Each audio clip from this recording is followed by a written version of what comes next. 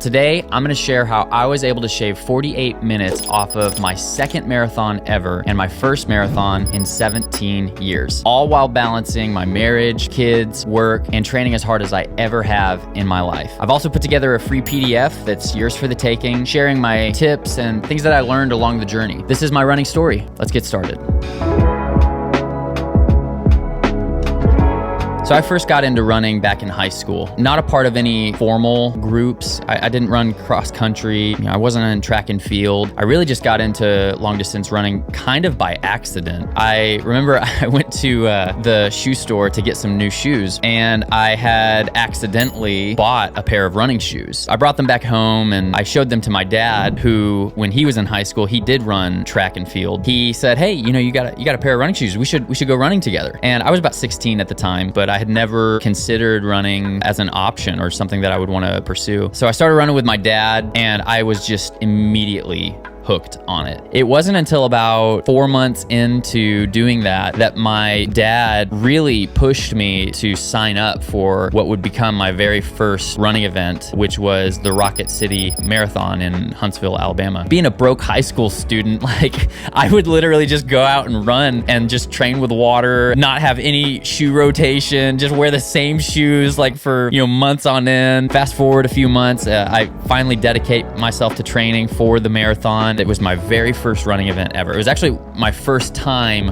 running with a group. I ended up running the marathon 3 hours, 51 minutes, and 32 seconds. An incredible experience. Got me hooked. Following that marathon, ended up running 2 half marathons, but I remember running when I could and training for these half marathons, and now looking back on it, I didn't train nearly as well as I should have. Things ended up taking more priority, and so running eventually just started getting pushed to the wayside. It ended up becoming this passion that I still loved, and I would have these encounters where I would just randomly go on a midnight jog or an early morning run. It was just simply oh, I really love this thing. I wish I had more time for this, Eventually, because I wasn't firm in my commitment to it, it just completely fell out of my life. Fast forward a few years, I end up meeting my wife. We get married, and then we start having kids. It was 16 years of just loving running and really wanting to eventually, those one day I'll get back into that type of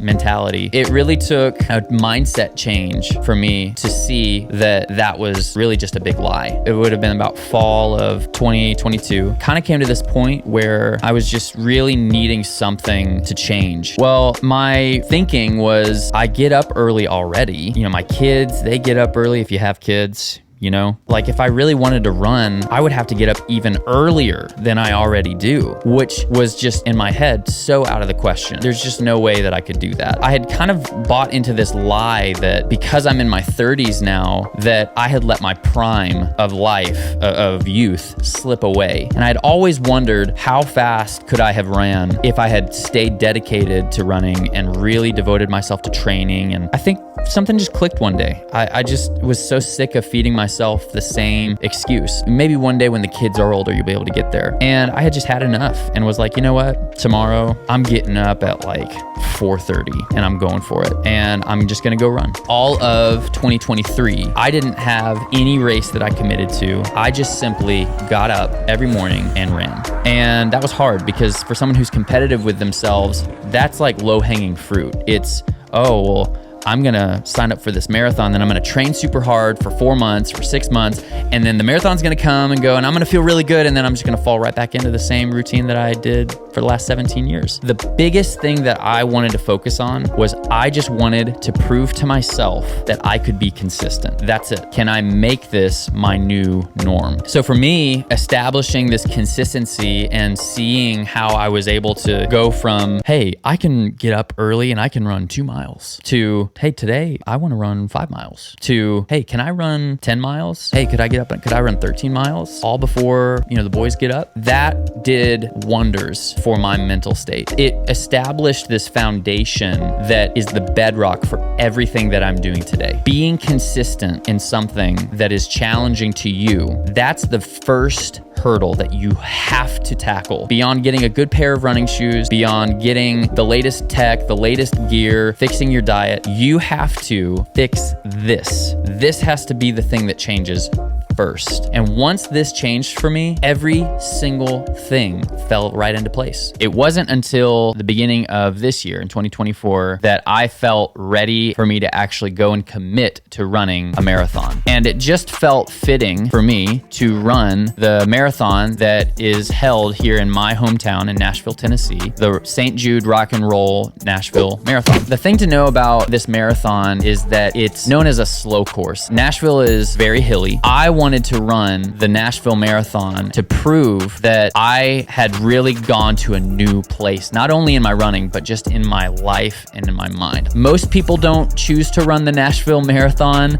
to set a personal best, but I wanted to run my first marathon in 17 years, the Nashville Marathon, and set a personal best. So started training. I had really gone through, the last year and a half of setting a really good foundation of learning about long distance running, learning more about, what is adequate training, recovery, diet, hydration, fueling during the run, all of these dynamics that go into truly getting the maximum amount out of you as a runner. So from January to April, I just anchored down and it went really well. I ended up accumulating 900 miles of training, which I know is not world-class numbers, but it was huge for me. So Nashville's marathon is held at the end of April, which if you know anything about Nashville, we get a lot of rain. It's very hot and very humid. I sought out with 4 goals in mind: to run 2 hours and 45 minutes, to run sub 3 hours, and qualify for the Boston Marathon. Run the entire marathon from start to finish and not take a walking break at all. And then my 4th goal was to just simply beat my personal best and set a new record for myself. So I get to race day and I'm feeling super confident. I start going, I'm seeking 2:45. I want to run the Nashville Marathon in 2 hours and 45 minutes. I really wanted to just finish in the top 100. That would be, if everything goes well, top 100, that would be sweet. First marathon in 17 years. I'm a dad of 3. I'm running out here. I'm in my mid 30s, and I just want to go out and I want to see, is all of this training that I've been doing, is it paying off? Well, I start going. And the thing about Nashville's marathon is that the first 7 miles are all uphill. So I go through the first 7 and I'm feeling so good. I think I was averaging 6:30, 6:25. I get through the first 7, I'm feeling solid, and I knew that if I could just get through the first 7 and make it to that downhill stretch, man, I was gonna let it rip for a little bit. And then from mile 7 all the way to 10, those 4 miles were very fast downhill miles. So I get to mile 7 and then I just start opening it up. And going a little too quick, I ended up getting down into like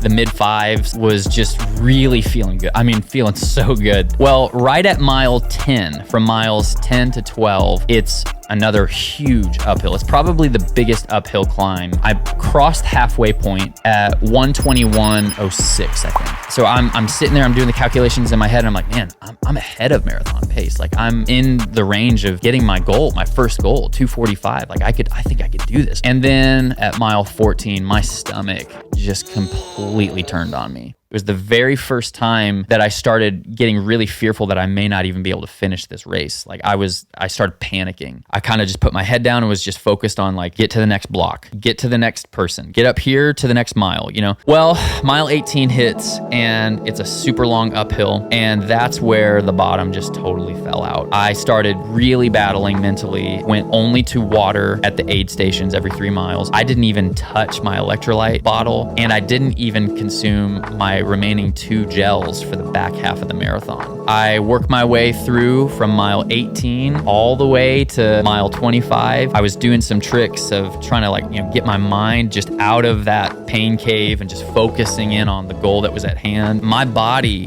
completely just rejected everything. I get to mile 26, turn the corner, and I see the time. I see that it says 3:02, and immediately I knew, I missed my second goal. 3 minutes. Ended up powering through, and I ended up crossing the line at 3:03:10. And I was still super proud. Even though everything went south with my stomach and all the fueling issues, I walked away from that marathon feeling super proud of my effort. It's bittersweet, but at the same time, there's a lot that I walked away from this marathon with. If anything, it's the perfectionist in me that would have loved to have been able to say, I ran a sub 3 hour marathon after 17 years of not running a marathon. But I think that it's God's way of keeping me humble, of just basically leaving enough meat on the bone to say, there's more in here and I can go get it. So final results of the marathon, 3:03:10, and I ended up getting in the top 40, 38th place. And on top of that, ended up running the entire race and not walking once. And I am most proud of that because it was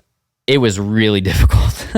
I'm walking away from this marathon knowing that it was a really hot day. I was in the best shape of my life, but I know that sub 3 is within me. If I ran 3:03:10 on a really hilly course on a hot, humid day, 2:45 is obtainable. This is not my last marathon. Even though it's my comeback marathon, it's not gonna be my last. I plan on keeping this going and being more consistent in this as the years go on. I'm here to see how far I can go. As I told you at the beginning of the video, I've got a PDF that I've put together filled with just tips, knowledge that I wish I had known sooner. So if you're someone who is wanting to run your personal best in this distance, this is gonna be a phenomenal tool for you. I'm not a running coach, I'm not a world-class athlete, but this is knowledge that will change your running life. The thing that determines how far you will go is how consistently you apply these things in this PDF. So you're gonna wanna get your hands on it. I'll just include it in the description. I'll leave a link in there. Consider subscribing to the channel. I would really love to have you on with the journey. You can follow me on Instagram as well, and Strava too. Hit me up. That's one of the best things about running, is that there's so many people from all walks of life that come to this sport at various speeds, and yet we all have this common thing that we like to push ourselves to the limits. Hope you'll join me in this journey. Thanks for taking the time to watch this video, and look forward to seeing you on the next one.